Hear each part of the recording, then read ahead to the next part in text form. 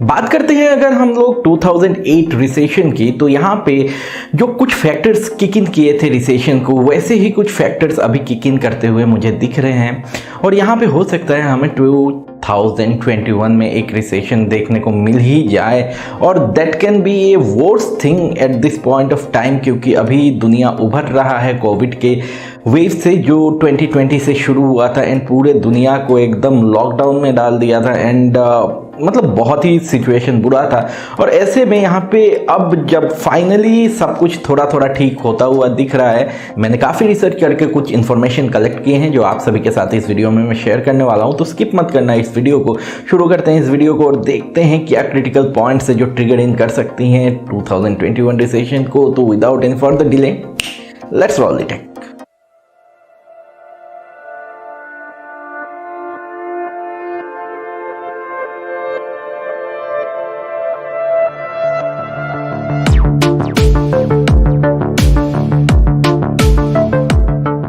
हे guys, तो video को शुरू करूं इससे पहले एक छोटा सा रिक्वेस्ट करना चाहूँगा। ऐसे वीडियोस बनाने में काफ़ी एफर्ट लगता है और ऐसे में अगर आपका एक लाइक एंड शेयर मिल जाता है जो कि एकदम फ्री में हो जाता है तो बहुत ज़्यादा मोटिवेशन मिलता है। इसके अलावा अगर अभी तक आपने सब्सक्राइब नहीं किया इस चैनल को तो सब्सक्राइब करके बेल आइकन को प्रेस कर देना और इससे आपको नोटिफिकेशंस मिल जाएंगे। तो यहाँ पे बात करने वाले हैं जिस चीज़ के बारे में कोई बात नहीं कर रहा है, जिस चीज़ के बारे में कोई वीडियो नहीं बना रहा, कोई आपके साथ ये इन्फॉर्मेशन शेयर नहीं कर रहा, यहाँ पे हो सकता है हमें देखने को मिल जाए एक बहुत ही बड़ा रिसेशन।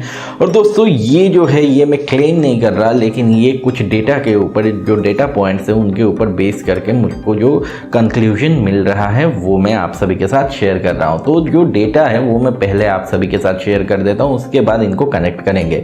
सबसे पहले बात कर लेते हैं क्रूड ऑयल की। नाउ दोस्तों, क्रूड ऑयल अगर आप जानते हो तो ये सबसे इंपॉर्टेंट फैक्टर है जो हमारे इकोनॉमी को चलाता है। नाउ अगर क्रूड ऑयल का प्राइस बढ़ेगा तो पेट्रोल का प्राइस बढ़ेगा, डीजल का प्राइस बढ़ेगा, मोबिल का प्राइस बढ़ेगा। और ऐसे में होगा क्या?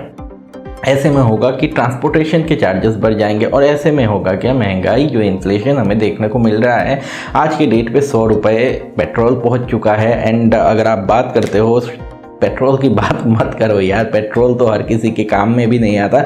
एक एवरेज इंसान को पेट्रोल नहीं चाहिए, जो एवरेज इनकम करता है वो बाइक अफोर्ड नहीं कर सकता। ऐसे इंसान के साथ आप पेट्रोल की बात नहीं कर सकते। तो यहाँ पे सरसों के तेल की बात कर लो, अभी लास्ट एक ईयर में कितना ज़्यादा प्राइस बढ़ा है। एंड आप चावल, दाल, इन सारी चीज़ों की बात कर लो, आप इन्फ्लेशन देख लो किस हिसाब से प्राइसिंग्स बढ़ रहे हैं। और ये किस वजह से फैक्टर इन हो रहा है? ये बेसिकली फैक्टर इन हो रहा है जो लॉकडाउन्स थे उनके वजह से। इसके अलावा यहाँ पे जितना क्रूड ऑयल का प्राइस बढ़ेगा उतना ट्रांसपोर्टेशन चार्जेस ज़्यादा लगेंगे, क्योंकि यार अगर आप अभी बस में ट्रैवल करके ऑफिस अपने जाते हो तो आप भी जानते हो कि बस के फेयर्स भी हाइक हुए हैं, क्योंकि पेट्रोल का जो या डीजल का जो प्राइस है वो 100 रुपये के ऊपर चल रहा है। एंड इस वजह से क्रूड ऑयल प्राइसेस बहुत ज़्यादा इम्पैक्ट करते हैं और आज के डेट पे ये $81 के आसपास हैं। तो इससे क्या हो रहा है, ये हम लोगों ने सिमिलर पैटर्न देखा था जो कि आप स्क्रीन पे देख सकते हो 2008 रिसेशन के टाइम पे, और इससे एक सिग्नल मिल रहा है कि सिचुएशंस खराब हो सकते हैं।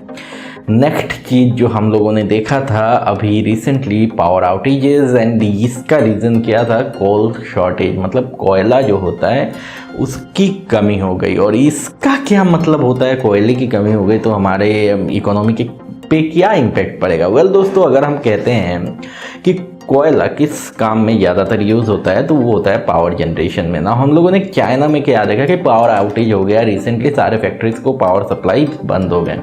और कोयला अगर नहीं होगा तो यहाँ पे हम लोगों के पास अभी जो सिचुएशन है, रिन्यूएबल एनर्जी ज़्यादा नहीं है।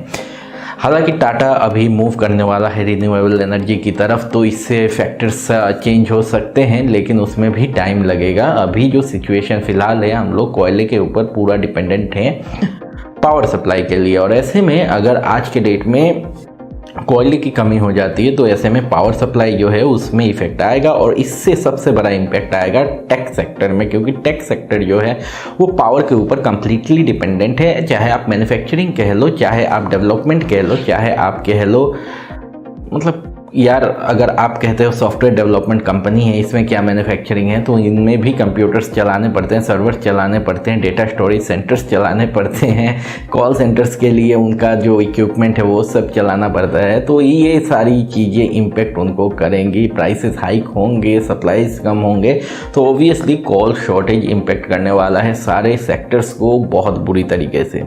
इसके अलावा अगर हम बात करते हैं अगले चीज़ की, तो चिप शॉर्टेज। नाउ आप लोगों ने देख लिया है कि चिप शॉर्टेज से क्या हुआ। जो एनवीडिया के जीपीयूज़ हैं वो इतने महंगे हो गए, एएमडी के जीपीयूज़ इतने महंगे हो गए, लोग कंप्यूटर ले नहीं पा रहे क्योंकि प्राइसेस इतने बढ़ गए हैं अभी कुछ दिनों में, क्योंकि चिप्स नहीं मिल रहे हैं। चिप्स मैन्युफैक्चरिंग में इशू है क्योंकि अभी चिप का बेसिकली पेंडेमिक के वजह से इम्पेक्ट आया।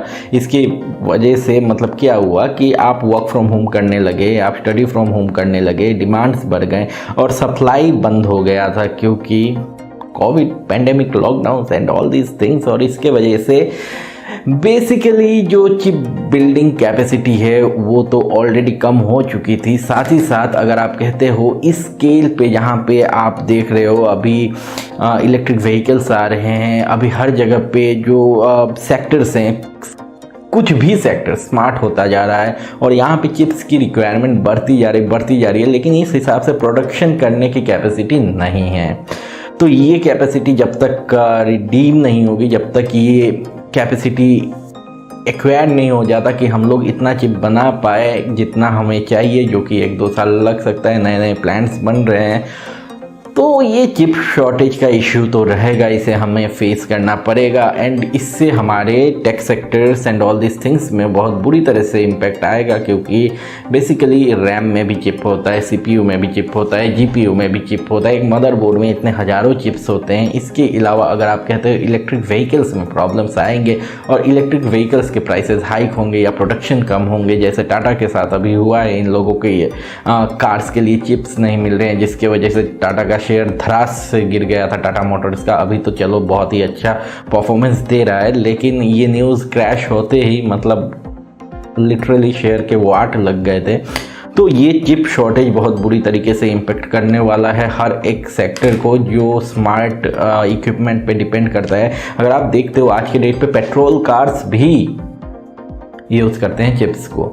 यहाँ पे ECU होते हैं जो कंट्रोल करते हैं fuel supply and all this things को। इसके अलावा सारे सेक्टर्स में अभी रोबोटिक्स का यूज़ हो रहा है। तो ऑलमोस्ट डिमांड बहुत ज़्यादा है लेकिन सप्लाई बहुत कम है, तो इससे जो फ्लो है उसमें इम्पेक्ट आएगा।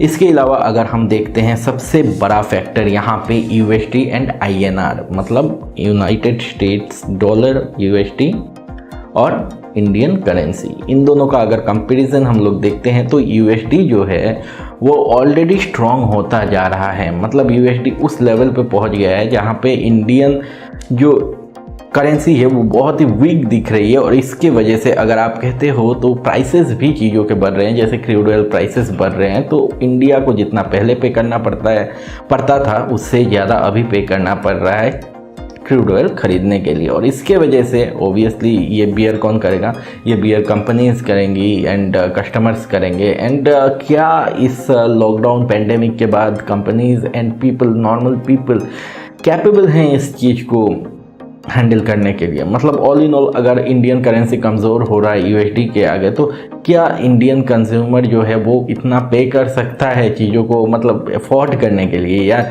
यहाँ पे बहुत ज़्यादा फैक्टरिंग ये चीज़ करने वाला है। तो ओवरऑल अगर हम ये कुछ 4 चीज़ें मैंने आपको बताई हैं, तो ये 4 चीज़ें अगर हम कनेक्ट करते हैं तो सिचुएशन अभी क्या है? अभी बेसिकली हमारे पास है कि इंडियन करेंसी वीक हो गई है USD के कंपैरिजन में, जिसका मतलब ये है हमें ज़्यादा पे करना पड़ेगा क्रूड ऑयल खरीदने के लिए। क्रूड ऑयल महंगा है, तो क्रूड ऑयल महंगा होने की वजह से और ज़्यादा हमें पे करना पड़ेगा। इसका मतलब इंडिया को ज़्यादा पैसे लगाने पड़ेंगे वही same amount of crude oil खरीदने के लिए जो पहले कम पैसे में हो जाता था। इसके अलावा कोल शॉर्टेज, तो कोल शॉर्टेज की वजह से मतलब आप देखो फ्यूल सेक्टर पूरी तरीके से इम्पेक्टेड हो चुका है। इसके अलावा चिप शॉर्टेज, इसके अलावा पावर क्राइसिस हमें देखने को मिलेगा। इसके अलावा कॉपर के प्राइसेस आसमान छू रहे हैं जो यूज़ होता है हमारे जो मदरबोर्ड्स या फिर सर्किट बोर्ड्स, इन सारी चीज़ों में इसके अलावा वायरिंग्स वगैरह में यूज़ किया जाता है। तो ऑल इन ऑल अगर आप देखते हो ये सारी फैक्टर्स जो हैं, ये सारे फैक्टर्स हमें देखने को मिले थे 2008 के आसपास।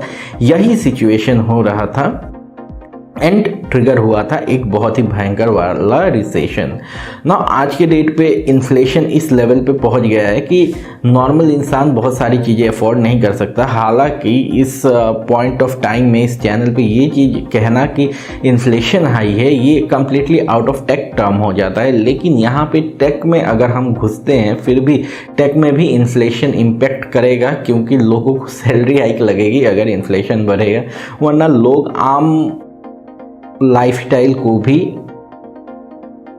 हैंडल नहीं कर पाएंगे, इतना खर्चा बढ़ जाएगा। और कुल मिला के अगर आप इन सारी चीज़ों को कनेक्ट करते हो तो रिज़ल्ट ये आता है कि अभी जो है अभी हमें बहुत सारे चीज़ों को टैकल करना पड़ेगा, या फिर इन फ्यूचर हमें ये देखने को मिल सकता है कि 2008 रिसेशन में जो हुआ था वो सारे इम्पैक्ट्स हमें देखने को मिल सकते हैं। साथ ही साथ यहाँ पे कंपनीज़ जो हैं, कंपनीज़ के साथ बेसिकली जो सिचुएशन है उनके पास ऑप्शन क्या बचेगा। जो टेक कंपनीज़ है उनमें ऑप्शन यही बचेगा कि मैन पावर को कम करें, क्योंकि हमारे पास ऑलरेडी सिचुएशन ऐसा है कि चिप्स कम हैं, तो प्रोडक्शन लाइन ऑटोमेटिकली इम्पेक्ट हो रहा है। साथ ही साथ यूएसडी का प्राइस बढ़ गया जिसके वजह से फ्यूल प्राइसेस बढ़ गए हैं, तो ट्रांसपोर्टेशन में ज़्यादा खर्चा हो रहा है। तो ऑल इन ऑल अब प्रेशर ज़्यादा आएगा जो वर्कर्स हैं उनके ऊपर हो सकता है, एंड यहाँ पे हो सकता है कि कंपनीज कट ऑफ करना शुरू कर दें मैन पावर को। एंड इसके अलावा भी बहुत सारी चीज़ें यहाँ पे हो सकती हैं, जैसे इन्फ्लेशन ऑल टाइम हाई को टच कर जाए, जिसके वजह से, जो कि मैंने ऑलरेडी कह दिया है, अफोर्डेबिलिटी ख़त्म हो सकती है। साथ ही साथ स्मार्टफोन प्राइसेस हाइक हो सकते हैं। अगर आप कहते हो गैजेट्स जैसे आपके लैपटॉप्स, टैबलेट्स, इन सारी चीज़ों में आपको प्राइस हाइक देखने को मिल जा सकता है, मतलब बहुत ही जल्द आपको देखने को मिल सकता है कि एक बहुत बड़ा प्राइस जंप हुआ है। इलेक्ट्रिसिटी क्राइसिस आपको देखने को मिल सकता है कि इलेक्ट्रिसिटी अब सर्विसेज इम्पेक्टेड हो रही हैं, और ओवरऑल ये सारी चीज़ें ठीक होने में थोड़ा टाइम लगेगा। आई होप बहुत ही जल्द हो जाएगा, एंड आई होप इन सारी चीज़ों से हम निकल पाएंगे बहुत ही जल्द, एंड सिचुएशन सारी नॉर्मल हो जाएंगी। कह नहीं सकते कल भी नॉर्मल हो जा सकता है, लेकिन ये सिचुएशंस अगर कंटिन्यू होते रहें तो this can trigger the upcoming recession, जो मुझे फील हो रहा है। तो गाइज़ कुल मिला के ये इन्फॉर्मेशन मुझे आज आप सभी के साथ शेयर करना था, क्योंकि हमें ये चीज़ें जाननी ज़रूरी हैं, और आशा करता हूँ ये इन्फॉर्मेशन आपको हेल्प आउट करेगा। अगर आपको पसंद आया ये वीडियो, अगर ये इन्फॉर्मेशन आपको काम का लगा तो यार एक लाइक कर देना और शेयर कर देना अपने दोस्तों के साथ, इससे मुझको मोटिवेशन मिलेगा। अगर अभी तक आपने सब्सक्राइब नहीं किया है तो सब्सक्राइब करके बेल आइकन को प्रेस कर देना, ताकि मेरे ऐसे वीडियोस के नोटिफिकेशन आपको सबसे पहले मिल जाए। तो इसी के साथ आज का वीडियो मैं ख़त्म करूँगा। मिलता हूँ आप सभी के साथ कल सुबह 8 बजे फिर से इसी चैनल पर। Take care of yourself, stay healthy, stay blessed, have a great day, next video, bye bye and see या।